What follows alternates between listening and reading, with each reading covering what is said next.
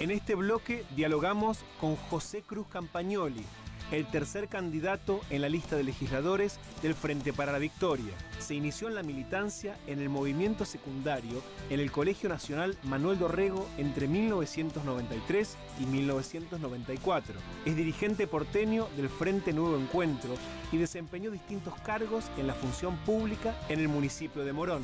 Fue presidente del bloque oficialista del Consejo Deliberante de Morón y posteriormente presidente del Consejo entre los años 2006 y 2007.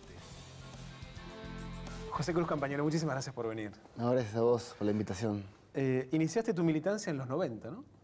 Principio de los 90, sí, 90, 91, 92, en pleno menemismo. Yo era estudiante secundario en Morón y la Ley Federal de Educación que Menem impulsa con el objetivo de modificar el espíritu del sistema educativo nacional, nos encontró a nosotros en una posición de mucha vulnerabilidad porque había un bajo nivel de organización política, de los 90 habían golpeado fuertemente en las organizaciones populares y ya en el 93, 94, en el colegio donde yo estudiaba, que era el Dorrego de Morón, intentan achicar el establecimiento, cerrar divisiones. Y nos organizamos, empezamos a discutir, a formar el centro de estudiantes y bueno, tenía 17 años y de repente me encontré frente a asambleas de 500 estudiantes y los padres y fue una movida muy profunda que me marcó profundamente y aparte ganamos esa pelea, nos cerraron las divisiones, terminaron desplazando a las autoridades del colegio, así que sí, fueron años muy intensos que me han formado como militante. Y de ahí, de la militancia estudiantil, ¿cómo llegaste a Martín Sabatella, que en ese momento era parte, digamos, del FREPASO, ¿no? Bueno, Martín también ha sido estudiante y dirigente estudiantil en el Colegio Nacional Manuel Dorrego, ahí en Morón. Y nos conocimos en ese, yo lo conocía de antes, pero nos conocimos en términos más militantes en ese contexto, año 94, 93, 94. Y yo tuve un tiempo, egresé en el 94 en el Colegio Dorrego y ahí le conocí a Martín y al tiempito estábamos militando juntos ya en la Juventud del Frente Grande. Y fuiste concejal por el oficialismo, digamos, en Morón, ¿en qué año? Bueno, nosotros en el año 97 en Morón, aquel entonces gobernaba Rousselot. Claro. Rousselot, que era un personaje tristemente conocido, era el paradigma de la corrupción menemista en la provincia de Buenos Aires. Bueno, socio de Macri en el plan cloacal, que fue una gran estafa a los vecinos, un plan cloacal tremendo, que después fue procesado Rousselot y fue destituido por ese motivo. Y en aquel entonces esas peleas contra las cloacas de Rousselot y contra la corrupción nos lleva a nosotros en el año 97 a tener mayoría legislativa y en el 99 a asumir la intendencia. Bueno, Martín Sabatella tenía 29 años en aquel entonces. Yo tengo una función en la primera etapa del gobierno que es asumo la intervención de la Dirección de Tránsito con 22 años. 22 años. 22 años. En el 2001, en diciembre, asumo la dirección de la Oficina Anticorrupción. Ahí tenía 25 años y en las elecciones del 2003, que nosotros vamos ya con boleta local, con un partido local que se llamaba Nuevo Morón, que después fue el germen del Nuevo Encuentro en el distrito, soy candidato a legislador, a concejal y electo y el 10 de diciembre asumo la presidencia del bloque de legisladores. Ahora, de tu experiencia, por ejemplo, en la Oficina Anticorrupción en el municipio de Morón, ¿hay algo que vos podés decir, bueno, si yo llego a entrar a la legislatura de la Ciudad de Buenos Aires, lo puedo llevar como experiencia? Bueno, a mí me parece que hay un debate profundo que dar acerca de la transparencia en la gestión pública, las licitaciones, las audiencias públicas, la transparencia de las agendas públicas de los funcionarios, con quién se reúnen, si se reúnen con sectores o grupos que van a hacer lobby en función de algún interés particular. Estos días se discutió en la ciudad, está en discusión el costo que tuvo la obra del Metrobús. Una obra que estaba pautada en 200 millones de pesos termina siendo deben tener un costo final de 418 millones de pesos, 200 millones por encima.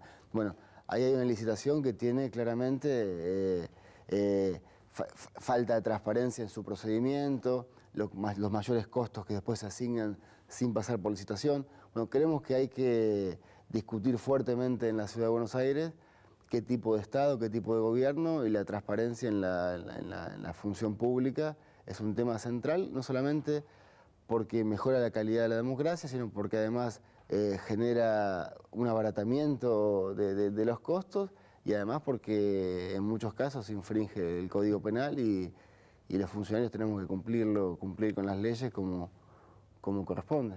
Ahora, me dijiste que fuiste presidente del bloque de Consejo Deliberante de Morón y también presidente del Consejo en sí. Sí.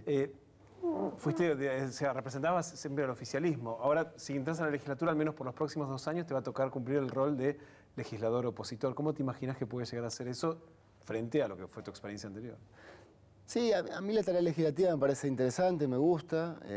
Me parece que la legislatura en la Ciudad de Buenos Aires tiene que fortalecerse. Yo soy parte de un proyecto colectivo, yo soy parte del kirchnerismo en la Ciudad de Buenos Aires, que hoy está expresado en un interbloque en la legislatura. Nosotros tenemos el bloque de Nuevo Encuentro, que es parte del interbloque kirchnerista. Entonces, por un lado hay un proyecto colectivo que es el kirchnerismo y que yo soy parte de ese proyecto y por lo tanto soy un aporte más, un engranaje más de un dispositivo más grande. En segundo lugar, yo te decía, me parece que hay que fortalecer la legislatura. Esta legislatura sancionó 117 leyes que fueron vetadas por el jefe de gobierno. De esas 117 leyes, muchas fueron aprobadas inclusive por el bloque oficialista del PRO. Yo creo que ahí hay una dificultad que hay que discutir profundamente lo que se vota en la legislatura con la sociedad. Hay que trasladar el debate legislativo a todos los rincones de la Ciudad de Buenos Aires para que tenga más poder lo que se vota, para que tenga más encarnadura en la sociedad y para que el jefe de gobierno, si tiene que vetar, pague costos políticos. Haya un costo político por hacerlo. Haya algún costo político para hacerlo. Me parece que hay que fortalecer el trabajo legislativo y básicamente en su relación con la sociedad y sus organizaciones. Entonces me parece que ahí me siento cómodo como para hacer un aporte en ese sentido. Hablaste de transparencia y de fortalecimiento institucional. ¿Te imaginas trabajando o tenés pensado trabajar en otras áreas en la legislatura?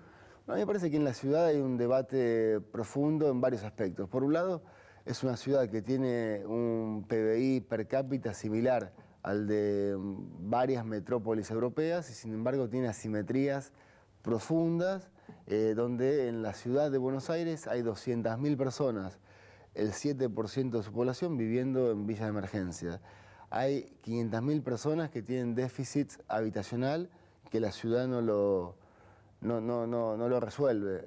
Es una ciudad que es expulsiva con sus ciudadanos.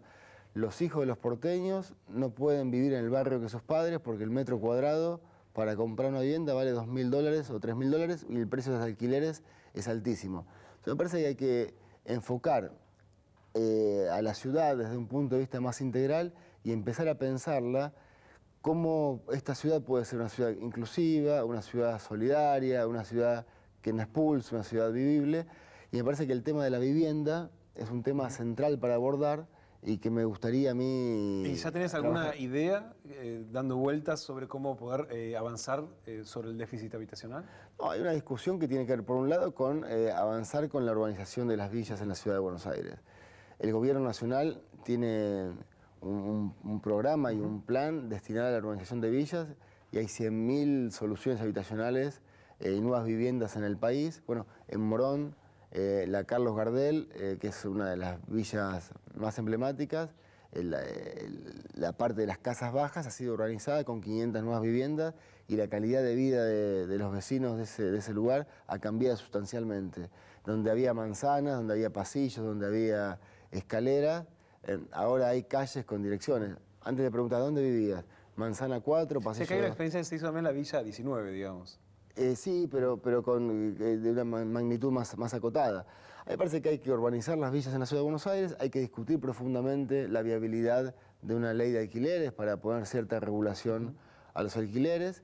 Hemos presentado un proyecto nosotros de reforma tributaria, que por un lado intenta que la ABL sea un impuesto de carácter progresivo y no regresivo.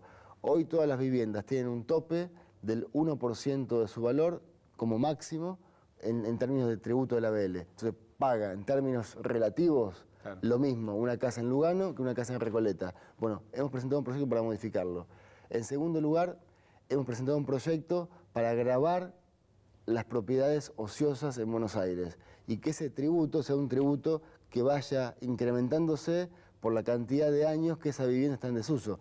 Hay decenas de miles de viviendas en Buenos Aires en desuso, ociosas, sin habitar, sin ocupar, y hay 500.000 personas que requieren soluciones habitacionales. Bueno, hay que discutir integralmente cómo se aborda este tema y además yo creo que no alcanza con presentar un proyecto de ley, porque proyecto de ley hay cientos hay que generar consenso o miles presentados. Claro, la discusión me parece y la tarea que tenemos los dirigentes políticos es buscar los consensos necesarios para poder construir mayorías en torno a una idea y a un proyecto que después termine siendo un proyecto no solamente aprobado en la legislatura, sino apoyado por una parte importante de la sociedad que haga ese proyecto viable en el tiempo. Entonces me parece que el desafío, más que los proyectos de ley en sí, es cómo se articulan mayorías y consensos para poder darle viabilidad a estas ideas que tenemos para Buenos Aires. José, una última pregunta. Hay otra lista también del kirchnerismo, que no es del Frente para la Victoria, pero que sí lleva, digamos, a los candidatos a diputados y a senadores nacionales. ¿Por qué alguien que quiere votar al kirchnerismo en la ciudad tendría que votar a la lista que vos integrás y que encabeza Jorge Tayana y no a la que encabeza Pablo Ferreira de Alternativa Popular? Bueno, la lista que yo estoy orgulloso de participar y pertenecer a la lista que encabeza Jorge Tayana, porque Jorge Tayana es un candidato de lujo para la ciudad de Buenos Aires. Yo creo que en esta lista, la lista del Frente para la Victoria, estamos los distintos sectores que expresamos el mundo heterogéneo del kirchnerismo. Y que es una lista que expresa todo el sentido del kirchnerismo y la historia del kirchnerismo de estos últimos años. Y por lo tanto expresa la columna vertebral de este proyecto político que expresa la presidenta Cristina Fernández de Kirchner. Y después está la lista de Pablo, que es una lista que está integrada por distintos amigos y sectores que nos apoyan y que acompañan el proyecto y que tiene una mirada de acompañamiento del proyecto. Entonces, hay por un lado una lista que expresa el kirchnerismo y su historia, y por lo tanto su futuro, y hay una lista que son amigos, a los cuales yo valoro muchísimo, que esta vez decidieron acompañarnos y en buena hora. Entonces, me parece que ese es el debate y nosotros creemos que la lista que expresa el proyecto transformador que Cristina ha inaugurado y Néstor hace 10 años en la Argentina, su continuidad, del futuro y la esperanza, es la expresión que encabeza Jorge Tayana. José Campagnoli, muchísimas gracias por haber venido. Gracias a vos. Hacemos una nueva pausa y cuando volvemos vamos a dialogar con Alejandro García del PRO.